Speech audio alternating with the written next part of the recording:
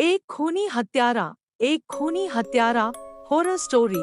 यह कहानी एक हॉरर कॉमिक सोर्स अज्ञात पर आधारित है, जिसे एक सबसे डरावनी कॉमिक माना जाता है। इसमें एक छोटा लड़का होता है जिसे शक होता है कि उसका पिता शायद एक हत्यारा है। मुझे याद है वह क्रिसमस जब मैं 8 साल का था। यह मानो ऐसा लगता है जैसे यह कल की ही बात हो। मुझे याद है कि किस तरह से मैं अपनी माँ के द्वारा बनाई गई पुरानी रजाई के अंदर बड़ी शांति से लेटा हुआ था। मैं पूरी तरह से जगा हुआ था और आती हुई आवाजों को सुन रहा था, जिन्हें मैं अच्छी तरह से पहचान। मुझे याद है वह क्रिसमस जब मैं 8 साल का था। यह मानो ऐसा लगता है जैसे यह कल की ही बात हो। मुझे याद है कि किस तरह से मैं अपनी माँ के द्वारा बनाई गई पुरानी रजाई के अंदर बड़ी शांति से लेटा हुआ था। मैं पूरी तरह से जगा हुआ था और आती हुई आवाजों को सुन रहा था, जिन्हें मैं अच्छी तरह से पहचानता था। दरवाजे के बंद होने की आवाज, धड़ाम, मेरे पिता के जूतों की सीढ़ियों पर चलने की आवाज, टक टक टक, और उस दिन की वह आवाजें अभी भी मेरे अंदर डर भर देती है। उसके बाद मेरे पिता मेरे दरवाजे से गुजरे और हॉलवे की लाइट से उनकी परछाई मेरे कमरे की दीवार पर पड़ी और साथ में उनकी कुल्हाड़ी की परछाई जो उनके हाथ में थी। मैं यह बात तो नहीं जानता कि वो उन कुल्हाड़ी का क्या करते हैं, पर वह कुल्हाड़ी हमेशा ही उनके हाथों में होती है। अगली सुबह मैं हमारे किचन में बैठकर खाना खा रहा था। तब मैंने अपनी माँ से धीमी आवाज में पूछा कि माँ, पिछली रात पिताजी कहाँ थे? उन्होंने बस अपनी उदास आंखों से मेरी तरफ देखा। मैं उनकी आंखों में जो दर्द था उसे कभी नहीं भुला पाऊंगा। पर उन्होंने एक शब्द भी नहीं कहा। ब्रेकफास्ट के बाद में अपने फार्म के कामकाज में लग गया। मेरे पिता ने फार्म में कभी भी ज्यादा काम नहीं किया। वह हमेशा ही दूसरे कामों में व्यस्त रहते थे। यह बात उन ठंडी और हवादार सुबहों की है जब बर्फ पड़ना शुरू ही हुई थी। उस समय मेरे पास सोचने के लिए बहुत ही ज्यादा समय था।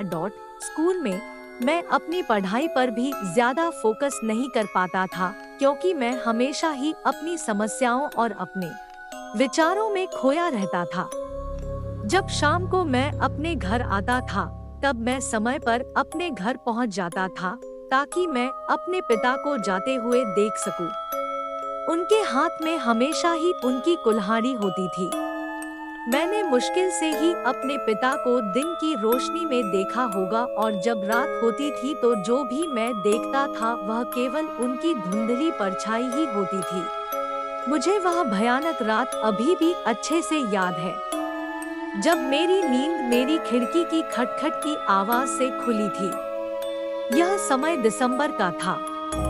दिसंबर में चलने वाली ठंडी हवाओं के कारण खिड़की खटखटा रही थी। जब मैं खिड़की बंद करने जा रहा था, तब मेरी नजर मेरे फार्म पर पड़ी और मैंने अंधेरे में एक परछाई को नोटिस किया। यह मेरे पिताजी की परछाई थी, जो किसी चीज को जानवरों के फीड बॉक्स, जानवरों को चारा डालने वाले बॉक्स में डाल रहे थे। मैं वापस से अपने बिस्तर पर आया और उस पर लेट गया। जो मैंने देखा था उससे मैं हैरान था। आखिरकार मुझे नींद आ गई, पर यह ठीक तरह की नींद नहीं थी। मेरे कहने का मतलब, मैं सही से सो नहीं पाया था। अगले दिन मेरी उत्सुकता के कारण मैंने किचन में लटकी हुई चाबी को उठाया और उस फीड बॉक्स को ओपन किया। तब मैंने वहां जो देखा उसे देखकर तो मेरे पूरे शरीर में डर की एक लहर दौड़ गई। उस फीड बॉक्स के अंदर एक गंदी बदबू थी और उसके अंदर केवल खून ही खून था। पर मेरे पिता ऐसा क्यों करेंगे? वह क्यों जानवरों के टुकड़ों को इस फीड बॉक्स के अंदर रखेंगे? थोड़े समय बाद मैंने किसी चीज को नोटिस किया जिसने मेरे शरीर में डर की एक लहर भर दी थी। उस फीड बॉक्स के पेंदे में कई सारे लोगों के कटे हुए हाथ पड़े थे। उस क्षण मैं खौफ से भर गया। अब मेरा अपने माता पिता से भरोसा उठ गया था। अब मैं उन्हें केवल शक की नजर से देखने लगा था। तब मुझे कुछ चीजें याद आने लगी जिन पर पहले मैंने ज्यादा ध्यान नहीं दिया था। न्यूज़पेपर की हेडलाइंस जिन पर बताया गया था ब्रूटल मर्डर और डिस्कवर्ड बॉडीज के बारे में, और उन लोगों को एक सन की खूनी हत्यारे के बारे में बात करते हुए। उस फीड बॉक्स के पेंदे में कई सारे लोगों के कटे हुए हाथ पड़े थे। उस क्षण मैं खौफ से भर गया। अब मेरा अपने माता पिता से भरोसा उठ गया था।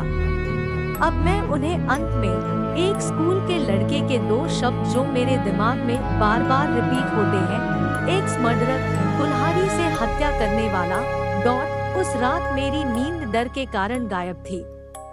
मुझे अपने डरावने सपनों में केवल दो ही चीजें दिखाई दे रही थी, एक तो मेरे पिता और दूसरा उनकी वह कुल्हाड़ी जिससे खून टपक रहा था। उस फीड बॉक्स के पेंदे में कई सारे लोगों के कटे हुए हाथ पड़े थे। उस क्षण मैं खौफ से भर गया। अब मेरा अपने माता पिता से भरोसा उठ गया था। अब मैं उन्हें अंत में एक स्कूल के लड़के के दो शब्द जो मेरे दिमाग में मैं सुन नहीं सकता था। मैं अपने बिस्तर से उठा और सीढ़ियों तक गया। मैंने अपने पिता की कुल्हाड़ी को उठाया जो कि बेसमेंट में रखी हुई थी, और मैं सीढ़ियों के एक तरफ अंधेरे जगह पर जाकर छिप गया। मैंने दरवाजे को खोलते हुए और बंद होते हुए सुना। मुझे उन्हीं कदमों की आवाज सुनाई दी जिन्हें मैं अच्छी तरह से जानता था। यह कदमों की आवाज मेरे पिता की थी। मेरे पिता धीरे धीरे सीढ़ियों से ऊपर आने लगे, और जैसे ही वो ऊपर आए मैंने तभी अंधेरे से बाहर निकलकर उस कुल्हाड़ी से एक जोर का हमला किया। कुल्हाड़ी के एक ही हमले से मेरे पिता का सिर कटकर उनके शरीर से अलग हो गया।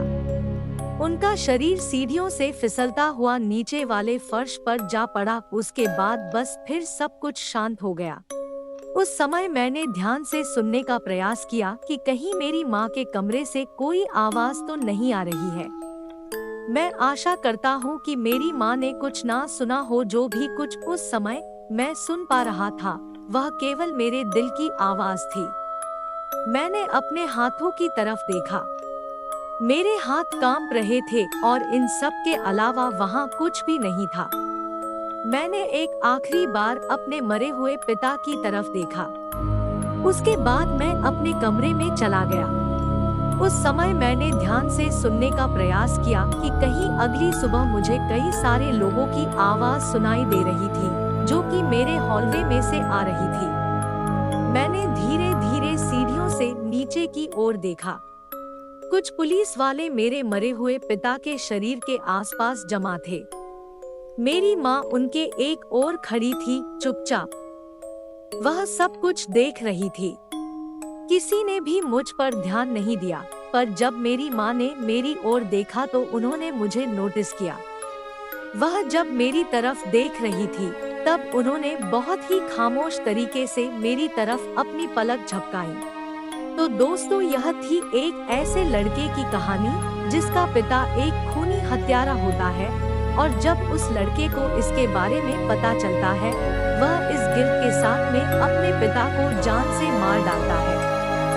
दोस्तों, यह कहानी एक काल्पनिक कहानी है और यह कहानी एक हॉरर कॉमिक से ली गई है जिसे एक समय में सबसे हॉरर कॉमिक माना जाता था।